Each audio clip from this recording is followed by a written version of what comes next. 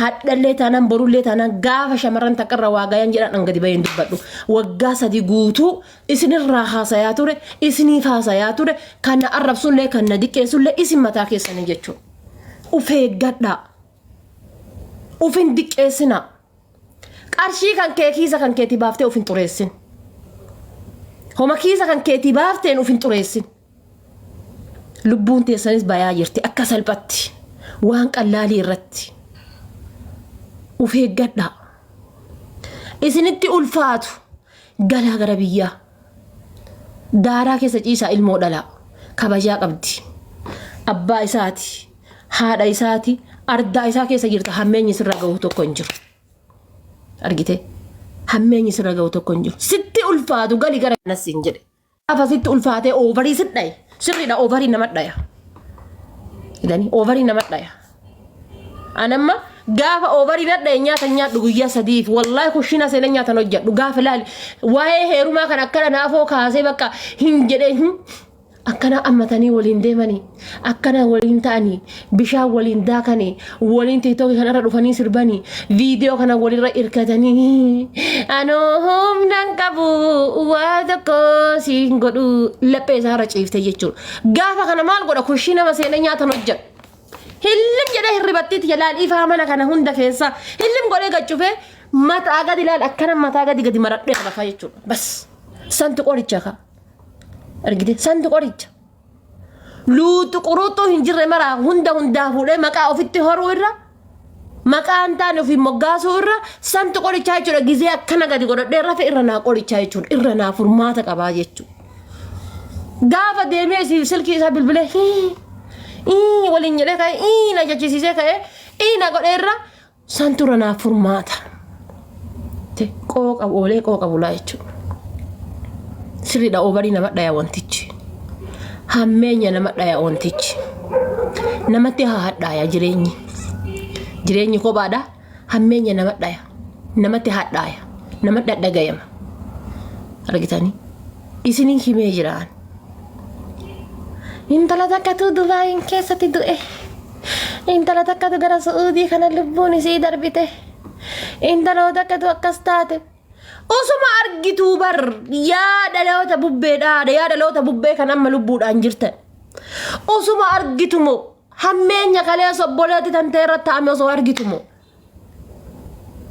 argite rakkinna obboleetti tantee irratti darbe kakaleessaa osoo argitumo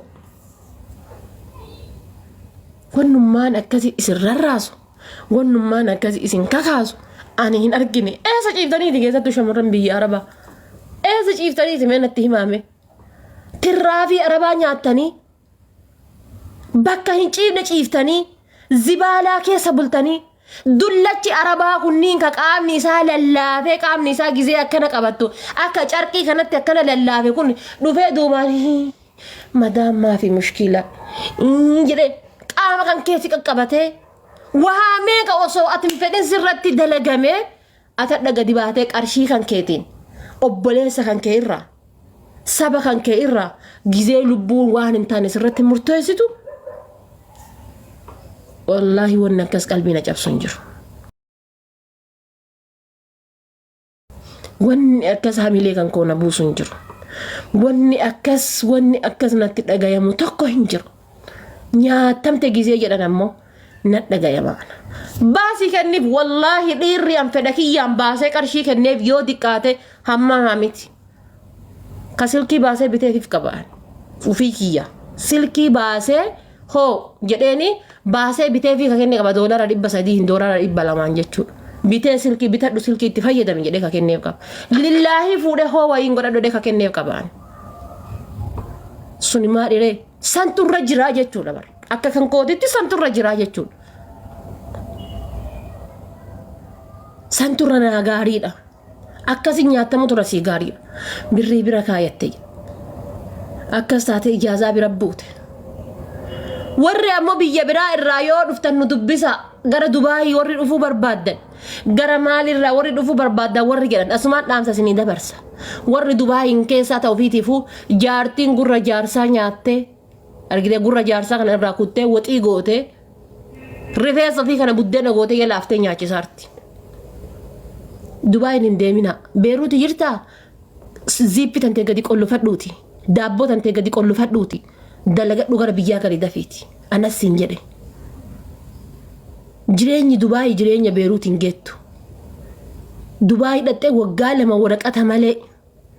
Dubaay dhattee waggaa lama dargaggeessi sirra utaaluu irra habiibti tiyya adabadhuuti Beeruuti hin taa'iti birri tantee wali buufadhuuti. Kuma shan argatte dalagaati mee ji'aan kuma shan uf dhayi mee fakkeenyaaf kuma shan Itoophiyaatiin ji'aan uf dhayi.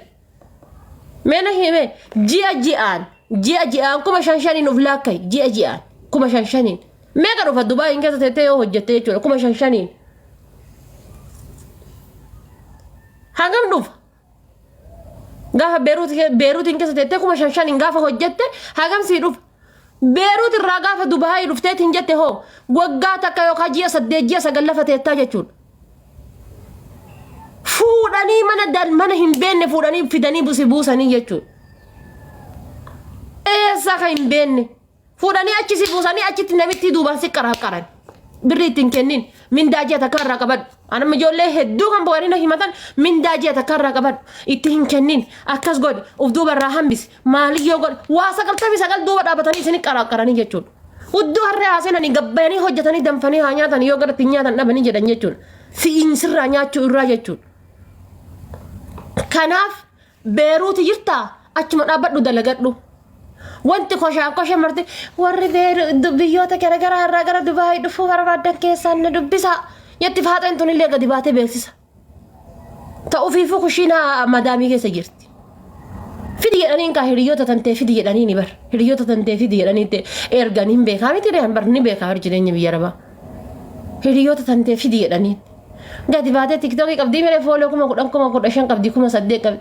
Warri biyyoota garaagaraa irraa dhufuu barbaadan Dubaay keessaan na dubbisa. Atuu distii miicaa jirta eessa fiduu barbaada firiidamii kamitti fidaa jirta. Distiin obboleettii tiyya na aman. Inshaallah Dubaay irraa Suudii dhattee. Okay sharge. Dubaay irraa Suudii dhattee Suudii irraa Kuwait dhattee distiin. Kalees biyya Arabaatitti haddallee shinti ganama obboroo akka lafaa kaatee fuula dhiqattee shintibeetii miicita. Shintibeetii irraa kaatee saaloonii qulqulleessita. Saaloonii irraa kaatee ala qulqulleessita. Barandaa yoo alli jiraate jechuudha. Makiinaa miicita yookaan makiinaa miicitu taate. Achii ol deebitee kushiinaa qulqulleessita.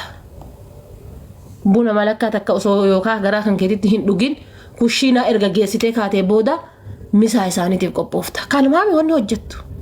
Uffata maashinii guurtee cinaan uffata maashinii guuraa cinaan misaa isaanii hojjetta. Kalmaami wanni Kuweetitti hojjettan. Wanni Dubaayitti illee hojjettan kana. Warri Beeruutitti illee hojjettan kana. Wannummaan jijjiiramni jiru bar. Birri ammoo argite birri ammoo Dubaay yoo dhufte ji'a waggaa hagas dalagdee jijjiiramta laa wallaa. Yoo lubbuun tantee bahuu taate malee Dubaay hidhatee wanni ati gootu hin jirtu abiibti. Itti ulfeessanii gadarkisaa jiran meedatti obboleetti tantee. Obboleetti tantee itti ulfeessanii itti safaranii dura farda yoo du'e laga gadi harkisanii dhageenne Dubaayin keessatti ammoo obboleetti tantee itti ulfeessanii ala gadarkisaaran.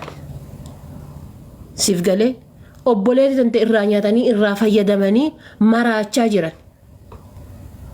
Maraachaa jiran. Wanni warri Dubaay godhate hin dalanne hin jiru. Wanni maati Dubaay deemtuuf hin jiru ka Dubaay dhaqee zafamee rakkatee shamee ciccitee jiraataa jira. Faateewwan Dubaay tun ammoo nurratti carraa qabdan jedhina guys. Bakka kanatti warri kaargoo Dubaay keessatti hojjettan hedduun isin jaaladha hedduun isin kabaja danfa keessan dhiibdanii rakkatanii jiraatartanii hojjedha rakkoon qabu. Garuu wanni isinii himu kolkolee waliin maaf rakkattan. Wannummaan ati burcuqqoo distii makarajii meeshaa elektirikii maaltu si rakkisa yaa obboleettii deemee kim.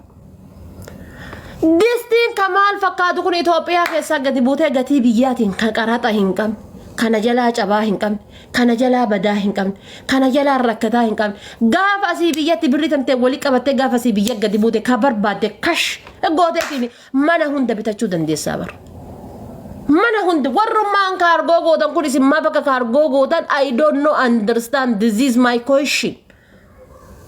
gaafa sii galchitu birri ka achi haa diqqaattu haa guddattu dhibba keessaa paarsentii 30 kan falanii warri keessan baasan birri makiinaan achi haga achi baadhatee galuun birri idin shamarran biyya arabaa kun sammuun keessa yoom banama birdinsitu biyya keessaa dhabame distitu biyya keessaa dhabame burcuqooda kolkolee sin guurtanii galtaniintu biyya keessaa dhabame hojjataa jirti maan rakkoo qaba guyyaa takka paantii bittee guyyaa takka surree bittee guyyaa takka kombortaa bittee suutaan bitaa deemte obboleettii kiyya dhageeffadhu yoo waan gootu dhabdan yaa shamarran biyya arabaa ani qaatuman isin gorsa qaatuman isinitti haasaya amma na salacha'e wallaahi na salacha'e abbaa qabdaa eeloo abbii sangaa tokko sangaa lama biti lafa naa kaayi birrii kuma 90 yookaan immoo kuma 100 uffata biyya galchaartasa heloo sangaa lama biti lafa naa kaayi kuma 50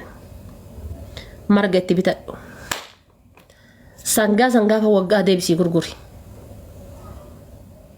kuma 50 amma uffataan biyya ergitu san gaafa waggaa sangaa biti lafa kaayiti argite midhaan biti lafa kaayiti argite gaafa waggaadha deebisii gurguradhu hagamsii dhufa mela hima hagamsii dhufa wallaahi uffata kuweetiin irraa shaantaa lama guuree galee uffachuun jibbe'an shaantaa lama warri kuweetiin ni beettani shaantaa lama guuree uffachuu jibbe Itoophiyaa keessatti because gisee adasii gadi baatee laaltu bari wanni hundi istaayilii biyyaatii waliin deema obboleettiiti bar wallaahi istaayilii biyyaatii waliin deema wallaahi dhugaatiin jira bar gisee adasii gadi baateetiin wannoo guddaa kana lafaan geettee deemtu gisee ummata biyyaa kana laaltu ati keessaa fokkataayyuu bar keessaa muka taatee keessaa baata bar keessaa akkana muka taatee keessaa baata shanqatteedhanii gisee isaanii silipeerii maal fakkaatan caamma maal fakkaatan warri biyyaa beeki sammuun isaanii ismaartidha zamana dura ati biyyaa baate san ilaalin zamana mallasaadha waggaa 8 waggaa 10 ka ati biyyaa baate san ilaalin amma si fokkifti obboleeyyan tante xixiqqoon gaafati biyyaa baate dhalatteeyyuu jechuudha wanni isaan uffataniitiin jedhan shanqatteedhanii afoo kan kilaal gisee isaan godhatan uffata kan ofirra laaltee saalfatta wallahi uffata Itoophiyaa ke biteetiin kuweetii galeen uffata tokko son uffatin Itoophiyaa keessatti integanaa baasee qarshiidhaan uffata kan koomite istaayilii biyyaatii waliin deemtaka haala biyyaatii waliin deemtaka argite iskaarbii kana fakkeenyaaf istaayiliin isaa kun bardeen gaddaa dhufee darbee jechuudha barana yoo narratti argitee nyette sisionna jedha waan ati barana Dubaayitti godhattu isaan bardeen gaddaa godhatanii darbaniiranii jechuudha warri uffata guurtan warri kolkolee uffata guurtan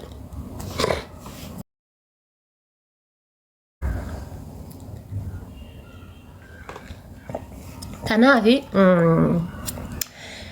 isinitti illee buusan isinirraa illee buusan homata akka isinin fayyadu argeen jedhaan shamarran biyya arabaa tana jechuudha wallaahi shamarran biyya arabaa tana sammuu jaraa gubbaa kanarraan bantee akkana dagootee osoo akkanatti illee itti buufteeti bishaan kun gadin seenu iskaarbii kana garuu osoo lafatti itti buufteeti ni seena osoo akkanatti illee itti buuftee dubartoota biyya arabaatiin seenu ittiin seenu isinittiin seenu waggaa 8 kuweetiin keessa taa'ee yeroo takka wallaalummaa kiyyaafi kaargoo godhe gaafa kaargoo godhe sanii distiin namni maaliin namni akkasumaan kaargoo godhe akkana qobom nyaadhe akkanatti isin irraa fayyadamaa jiran namni gaafa sirraa fayyadamu an gaafa sirraa fayyadamu